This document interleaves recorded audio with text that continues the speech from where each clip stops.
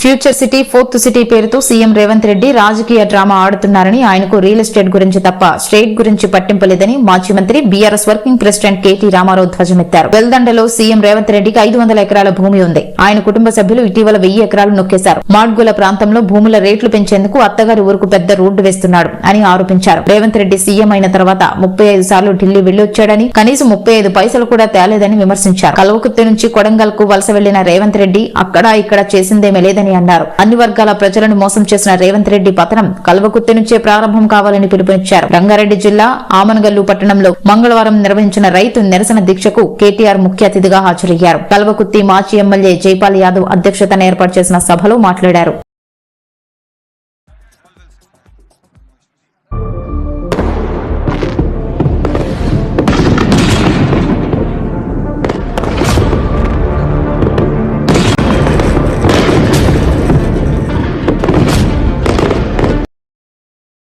మీ అందరితో నేను కోరేది ఒకటే, ఇంకా ఎలక్షన్లు చాలా దూరం ఉన్నాయి, దానికి ఇప్పుడేం తొందర లేదు.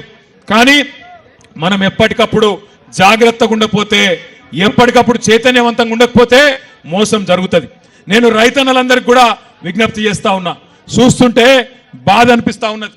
నిన్న చూసిన నేను ఒక రైతు ఇక్కడనే నాగర్ కర్నూల్ వ్యవసాయ శాఖ ఆఫీసులనే తిరిగి తిరిగి బేజారయ్యి ఇక రుణమాఫీ కాదు, రైతు బంధు రాదు, ఈ దరిద్రంతో ఈ దరిద్రపు పాలనలో ఏది కాదు అని చెప్పి అక్కడనే సురేందర్ రెడ్డి కూడా ఆత్మహత్య చేసుకున్నాడు. నేను కోరేది ఒకటే, ఇంకా ఎలక్షన్లు చాలా దూరం ఉన్నాయి, దానికి తొందర లేదు. ఇవాళ ప్రపంచానికి అన్నం పెట్టే అన్నదాత రైతు. రైతుకు కులం ఉండదు, రైతుకు మతం ఉండదు. రైతు చచ్చిపోతే మొట్టమొదటిసారి స్వతంత్ర భారతదేశంలో 5 లక్షల రైతు బీమా ప్రవేశపెట్టిన నాయకుడు కేసీఆర్. అదే కానీ నిజంగా చెప్పానంటే తప్పు రేవంత్ రెడ్డిది కాదు, తప్పు రేవంత్ రెడ్డిది కాదు. ఎందుకంటే రేవంత్ రెడ్డి చాలా నిజాయితీ గల్ల మోసగాడు. ఆయన నిజాయితీగానే మోసం చేసిండు. ఏం చెప్పిండు రేవంత్ రెడ్డి టీవీలలో? ప్రజలు మోసపోవాలనే కోరుకుంటారు.